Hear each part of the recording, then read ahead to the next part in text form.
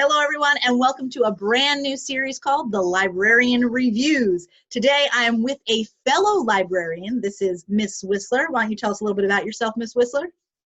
Hi, everybody. I am Miss Whisler, as Ms. Wallace said, and I am the high school librarian at Collegium Charter High School, and I'm excited to be with you. Yeah, so this is another fellow librarian. It's great. So she's read lots of books in quarantine as well.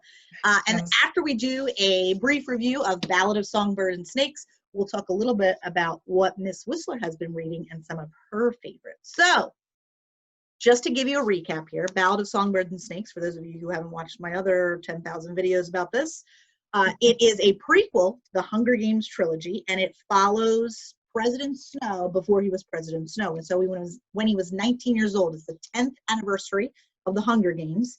And so, Coriolanus Snow is not President Snow yet, but Coriolanus Snow takes part in it as one of the mentors for one of the victors. And it goes through the process of him mentoring this victor, and I'm not going to tell you what happens, but you know, things happen along the way. He meets people, people live, people die. Is very exciting, very much a roller coaster. So, Miss Whisler, what did you think? So I have to tell you, I was super excited when I got my book. I hadn't really looked a lot about it. I just knew that it was something to do with Hunger Games, and so I was all in before I even read any of the information. When I found out that it was about President Snow, I have to say I was a little worried because I didn't know how I could possibly root for Snow. Without giving anything away, I will say that it was only a few pages in and I was hooked. So whether or not you root for him or if you look at him in a different way, I still give it a thumbs up, and I think that everybody needs to read this. And I'm excited.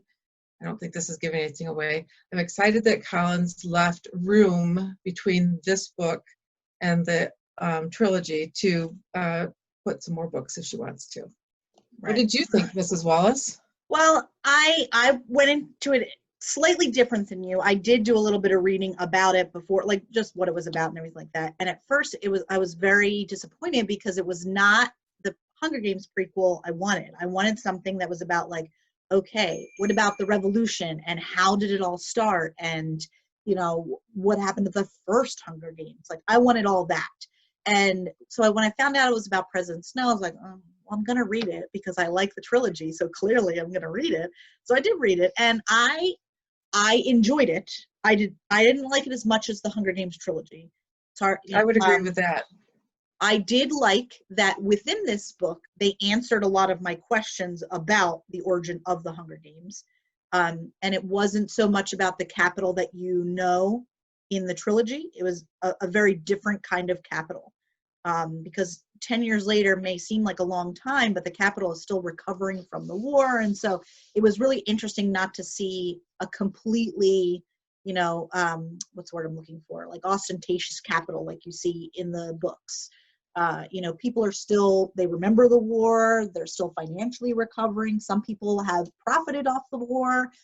That's one of the characters, his family has profited off the war.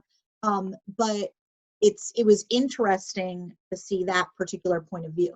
And I was mad at myself because for the first, I'm going to say the first half of the book, I felt really bad for Snow.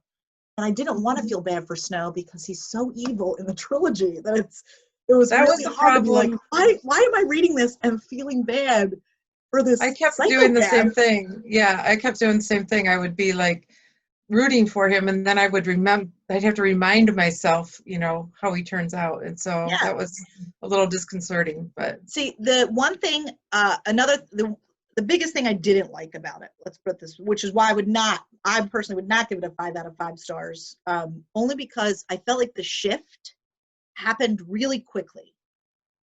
Him being like this, oh, I feel sorry for you, to him being like, oh, he's a jerk. I don't know. It just happened faster than I wanted it to. But in her writing magic, she did write this in a way that it could be broken up into 3 different movies if she really wanted to it.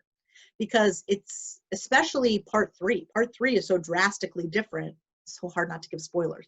Part I 3 know. is so drastically different in setting than part 1 that you could break this into maybe 2 movies, but definitely into 3 movies. You know, I could definitely see that. And I would recommend this to people who have already read the trilogy. I don't know that I would not recommend this to someone who has not read Hunger Games yet, or have not read Hunger Games yet, because it's a nice little look back too at some of the things that are like, oh yeah, that wasn't, oh that character. And it's really cool figuring out like, oh wait, that's how that started, or oh, that's where they got that idea from. Yeah, So, like if you remember Tigris in the book, she's a character in the book, in the trilogy, and then she shows up in here. She's like a major minor character in this. And it was, I would like to find out more about her, how she got to be who she was, and you know, eventually in the trilogy. So that's a story that I would like in between.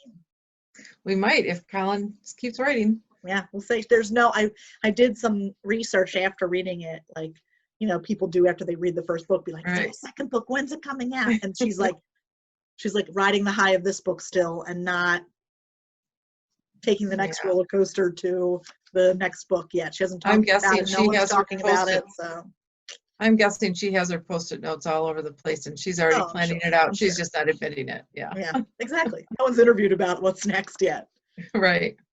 So, Ms. Whisler, you have done just as much reading as me in quarantine. So why don't you share with us some of your favorites, or maybe some of your not so favorites? Things you would recommend, things you wouldn't recommend. What do you think? Okay, well, I am a huge dystopia fan. So a lot of the reading that I've done has been some dystopian series that I had hoped to have read a long time ago and I never got a chance to. So one of the books that is very popular, a series that's very popular in our library, is the Gone series by Michael Grant. And when I first started reading it, I was a little put off.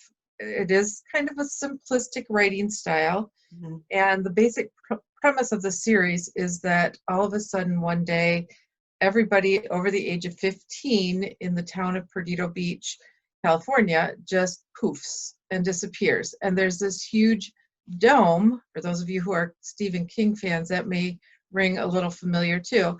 There's this huge dome that covers the city that goes all the way over it and all the way under it. There's no way to communicate with the outside world.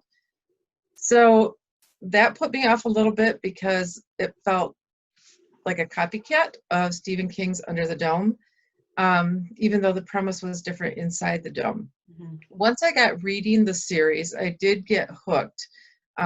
Even though the characters are all 15 years old and younger, it's kind of like leaves room for growth, since it does leave room for growth. And it's like oh shoot, what's the Lord of the Flies with Stephen King's like as if Stephen King wrote Lord of the Flies, kind of. I think somebody said that, one of the people who reviewed it.